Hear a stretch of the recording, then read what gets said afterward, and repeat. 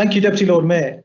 I want to start by thanking partners from across the city, consultants, the civic family, members from across the political spectrum, and the officers involved in the work of the Route to Zero Climate Change Task Force. Tackling climate change is our biggest challenge through the 2020s, and the way forward will not be easy. We will not take the easy way out, though, but we must take the city with us on this journey and be mindful of the impacts our decision could have on the least well-off in Birmingham. The report presented to Council today provides an update on progress made thus far by the task force and sets out the recommended next steps for working towards a net zero carbon as a city, council, and across the city as a whole. It should be noted that COVID-19 has had a huge impact across the city and behaviour has changed substantially. The long-term impacts and the post-COVID business as usual is still to be established. Whilst the current baseline position relates to a pre-COVID city, it is important that in working towards net zero, we take account of underlying changes and the impact on carbon emissions. Since the declaration of the climate emergency in June 2019, we have delivered on a number of key activities, including the following: establishment of the Route to Zero Task Force in September 2019. The task force is a cross-party and cross-sector group which has met a number of times and has shaped the recommendations for the wider city action set out within this report. Meetings were initially in person but have moved online since March 2020. Work to understand local opinion, including a citizen engagement programme led by the City Council, which consisted of an online survey and a series of focus groups and telephone interviews. Feedback from the Big Green Conversation, which saw a coalition of environmental organisations consult city residents on the environmental issues that matter most, and research by Energy Catapult Systems on a national scale. A number of policy development sandpits have also taken place, looking in detail at planning, housing, transport, and community engagement. These sandpits allow in-depth considerations of the opportunities to and barriers preventing net zero carbon being achieved. They identified areas where policy changes and additional funding are needed to move towards net zero carbon. Many of these changes require a change of approach nationally. Consultants and theses were appointed to prepare a report on the baseline position and the recommendations for the City Council and the city as a whole to work towards net zero carbon. This report is appended to this Council report. The Council's own Route to Zero will require a change in approach, ensuring the ambition to achieve net zero carbon emissions is embedded in everything we do. The actions set out in Table 2 within the report provide the basis for that work to be undertaken.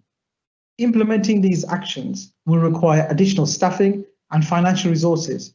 And following this Council meeting, additional work needs to be undertaken to prepare delivery plans for implementing these actions.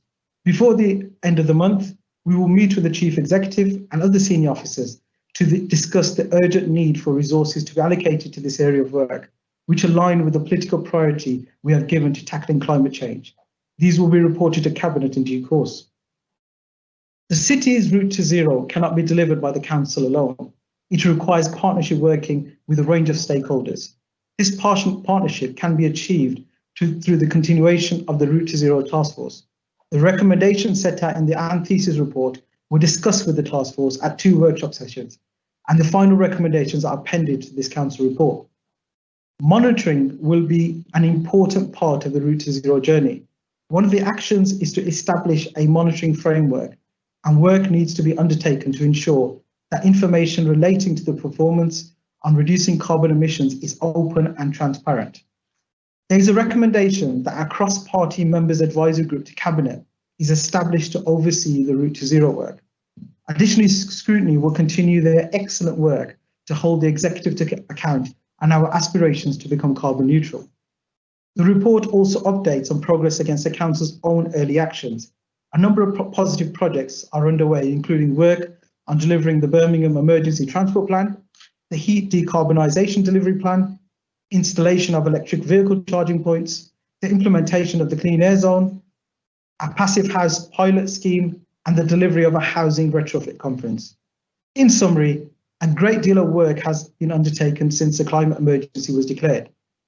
Progress has been made against the initial actions identified, and the work of the task force, together with the antithesis report, provides a framework for moving forward to a more detailed action plan for delivering on the net zero commitment.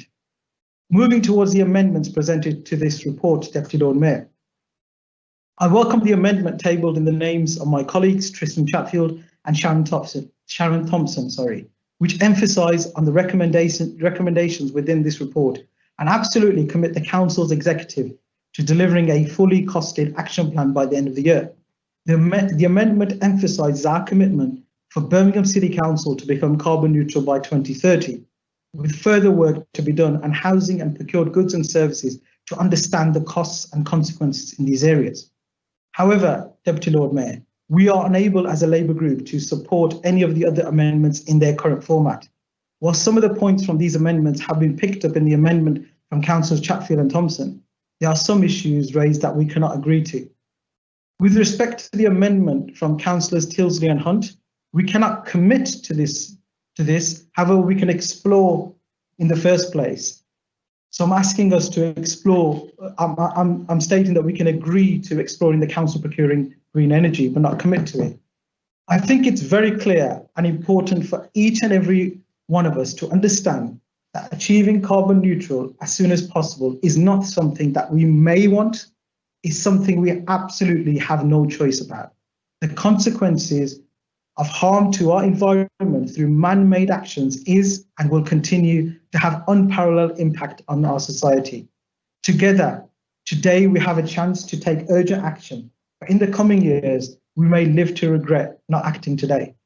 The government's national target of 2050 and the Conservative Mayor's target of 2041 for the West Midlands are simply not good enough.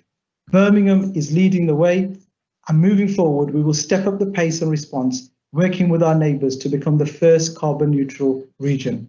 I propose this motion. Thank you, Deputy Lord Mayor.